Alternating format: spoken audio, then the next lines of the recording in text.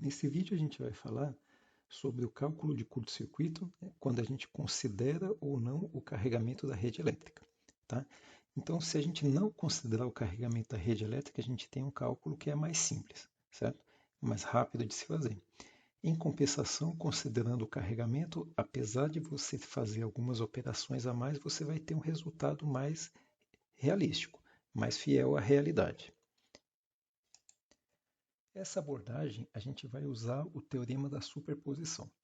Então, a gente vai ver de forma bem ilustrativa quando a gente considera o carregamento da rede e quando não considera. Tá? Então, isso aqui a gente vai fazer pelo teorema da superposição, que é um dos teoremas elementares da teoria de circuitos elétricos. Vamos descrever então o nosso problema. Tá? Então, é um sistema elétrico bem simples com duas máquinas elétricas, um gerador síncrono e um motor síncrono. Então, o gerador ele está na barra 1, tem essas características aqui. O motor está na barra 2, tem essas características que por sua vez são idênticas ao do gerador síncrono. E ambas as máquinas estão ligadas por essa linha de transmissão, que tem reatância de J010PU. Tá? Então, o problema consiste no seguinte, é uma falta que vai ocorrer nos terminais do motor, na barra 2. Tá? Sendo que no instante da ocorrência da falta, a tensão é de 0,97 PU nos terminais do motor e o mesmo está consumindo 20 megawatts com fator de potência 0,8 adiantado. Tá? Então, essa é a situação do problema, né, do nosso sistema elétrico antes da ocorrência do curto-circuito. Aqui na condição pré-falta, antes da ocorrência do curto-circuito, o que a gente tem? Então, temos nesse diagrama aqui, que na barra 1, né, a gente tem um gerador. Na barra 2 aqui, a gente tem um motor. Né? E entre a barra 1 e a barra 2 tem essa linha de transmissão de J010PU. Tá? Pelo fato da tensão terminal ser 0,97 PU nos terminais do motor, e o mesmo está consumindo 20 megawatts, tem essa corrente aqui, 0,86 fase 36,9 graus. Tá? Então, essa é a corrente de alimentação, é a corrente que sai do gerador, passa pela linha e, por sua vez, vai para o motor. Tá? Então, aqui é acrescentada essa fonte VF nos terminais do motor. É uma fonte fictícia, né, que fisicamente não existe, só para indicar a tensão pré-falta nos terminais do motor. Tá? Então, obviamente, a corrente dela é zero. Então, aqui a gente tem essa situação pré-falta. Né? Então, temos a tensão de 0,92 PU nos terminais do gerador, na barra 1. Né? Então, todas essas informações vão ser necessárias para o cálculo das correntes e tensões nas barras. Tá? Lembrando que no estudo do curto-circuito, o importante não é somente a corrente que passa pelo curto-circuito. No entanto, a gente precisa das correntes nos ramos e das tensões resultantes nas barras. Vamos então começar o cálculo do curto-circuito sem considerar o carregamento, que é o método mais simples de se fazer. Então, vamos ver como é que fica o nosso diagrama de impedâncias. Esse método consiste no seguinte. Então, a gente vai anular as fontes do gerador e do motor, certo? Então, vai ficar apenas as reatâncias. Vamos anular aquela fonte VF que a gente tinha posto aqui, que indicava a tensão pré-falta, e vamos acrescentar essa fonte que tem polaridade a essa fonte VF aqui. Então, ela está com polaridade para baixo aqui. Então, agora essa é a única fonte que vai fazer circular a corrente nesse diagrama. Tá? Então, fazendo os cálculos aí, o que a gente obtém? A gente vai ter uma corrente de 8,08 fase menos 90 passando pelo curto-circuito.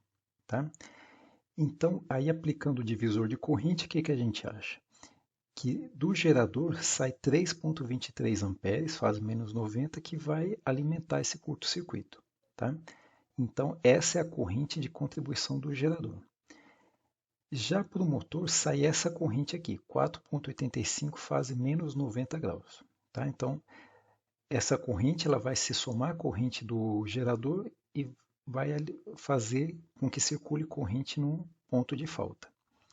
Então, a gente tem que olhar outra coisa aqui, as tensões resultantes, certo? Na barra 1 ficou essa tensão aqui de 0,646, certo? Fase 180. E aqui na barra 2 ficou 0,97, fase 180 graus. Tá? Então, se a gente desprezar a carga, certo? O carregamento inicial, a gente tem essa situação, essas correntes. Tá? Então, vamos considerar agora o carregamento, o carregamento da rede elétrica. Vamos fazer agora a análise de curto-circuito considerando o carregamento da rede, que é o método mais realístico. Certo? Então, nessa etapa, com carregamento, a gente vai fazer o uso do teorema da superposição. Então, aqui a gente tem em cima aqui o diagrama de impedância na situação pré-falta, né? Que a gente tinha a fonte do gerador, a fonte do motor, mais a tensão pré-falta, representada por essa fonte aqui. Aí a gente fez agora há pouco o cálculo desprezando o carregamento. Né? Aí o que a gente fez? Anulou a fonte do motor, a fonte do gerador, essa fonte VF foi anulada também e foi acrescentada essa fonte VF que tem polaridade oposta ao da situação pré-falta. Então agora a gente aplica a superposição. Certo? Então, se a gente sobrepor esse diagrama de cima em cima desse diagrama de baixo aqui, o diagrama resultante vai ser esse terceiro diagrama. Tá? Então, essa fonte aqui, né, que não tinha aqui, ela reaparece aqui. Da mesma forma, a fonte do motor, que aqui tem, aqui não tem, aqui ela vai aparecer. Né? E esse ramo do meio, né, tem uma fonte VF, a outra fonte menos VF, e aqui aparecem as duas fontes aqui. Tá? E aí, como consequência, o que a gente tem? Nesse ramo aqui, na corrente que sai do gerador para o ponto de falta, né, a gente tem a soma dessas duas correntes que vai resultar nessa de baixo aqui. Da mesma forma que a corrente no motor. Né? Se a gente somar a corrente de carga com essa de cá, a gente tem a contribuição real do motor. Tá? Então, se a gente analisar, comparar esses dois diagramas, esse aqui do meio, que não considerou o carregamento, e esse aqui de baixo, que considera o carregamento, a gente vê as diferenças. Né? A gente pode ver que a tensão nos terminais do motor dá diferente. Ó. Aqui ela tinha dado 0,64, né, com fase 180, e aqui embaixo ela resultou em 0,279. Então a gente já vê a diferença na tensão resultante nos terminais do gerador. Tá? Então, assim como a gente vê ó, a contribuição da corrente do gerador, que sem carga é 3,23 e com carga ela é 2,79. Tá? Então, aqui a gente vê como é que o teorema da superposição ele mostra essas duas situações. Tá? Obviamente que esse método, sem considerar o carregamento da rede, que é esse daqui, obviamente que ele é mais simples, mas a gente vê que ele omite algumas coisas aqui para a gente. O que a gente pode concluir da análise que a gente fez então? A corrente na falta, ela vai ser sempre a mesma. Conforme a gente viu aqui no teorema da superposição, né? Nesse ramo aqui, onde ocorre a falta, né? Que é esse do meio. Tanto sem considerar o carregamento ou não, o resultante é o mesmo, 8,08 PU. Tá? Então, aqui não muda. O que vai ser diferente, então? As tensões nas barras, certo? Isso aí a gente viu que é diferente e a corrente nos ramos também. Tá? Então, essas são as diferenças. Então, vamos lembrar que no curto-circuito o importante não é somente a corrente no ramo da falta, certo? Então, as tensões resultantes e as correntes no ramo também são importantes. Tá? Então, a gente vê que a gente precisa do análise do fluxo de potência antes de realizar o estudo do curto-circuito. Tá? Então, a gente precisa dessas tensões, certo? Nas barras anteriores ao curto-circuito para a gente poder ter um cálculo mais realístico. Tá?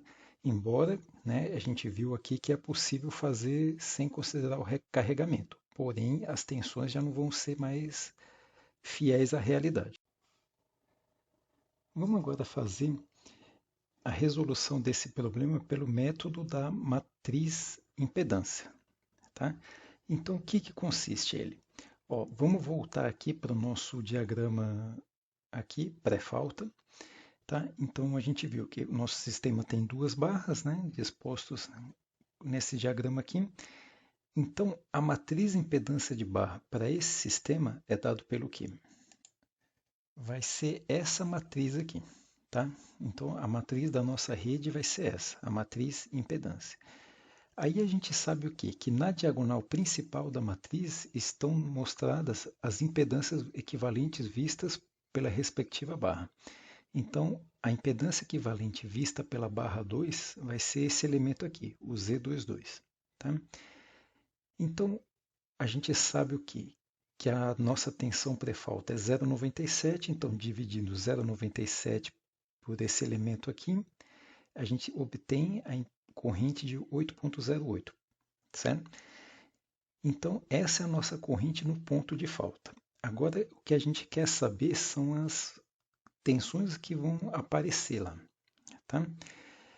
Então, as tensões nas barras, devido a essa corrente, né, quando a gente faz o método sem carregamento, a gente usa essa expressão aqui. Então, o vetor das tensões vai ser a matriz impedância vezes o vetor das correntes. No entanto, esse vetor das correntes vai ser todo nulo, com exceção do segundo elemento aqui, que a gente vai botar menos IF. Tá? Isso daí a gente põe por que um menos IF? Por causa desse diagrama aqui, quando a gente não considerou as cargas. Né? A gente trocou a polaridade dessa fonte aqui e fez com que circulasse essas correntes. Então, aqui a gente tinha um mais VF, quando anulou a fonte, agora tem menos IF. Por isso que aparece um sinal de menos aqui. Agora, substituindo os valores, né, a gente obtém aqui.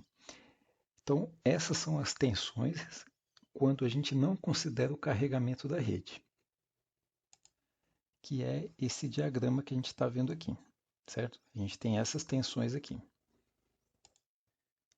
Agora, para a gente saber as tensões reais, né, a gente vai ter que somar com aquelas tensões que estavam na situação pré-falta, tá?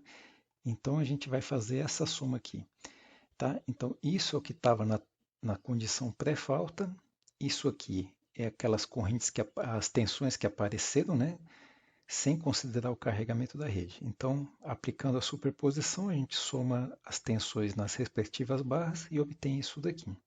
Tá? Então, esse é o método mais assim real para você aplicar o curto-circuito. Tá? Então, obviamente que a gente precisa conhecer as tensões pré-falta para poder aplicar ele. Tá? Então, é necessário realizar o estudo do fluxo de potência antes de realizar o curto-circuito. Então, a gente fica com esse vídeo aí, né? Então, qualquer coisa, revejam o conteúdo. Muito obrigado.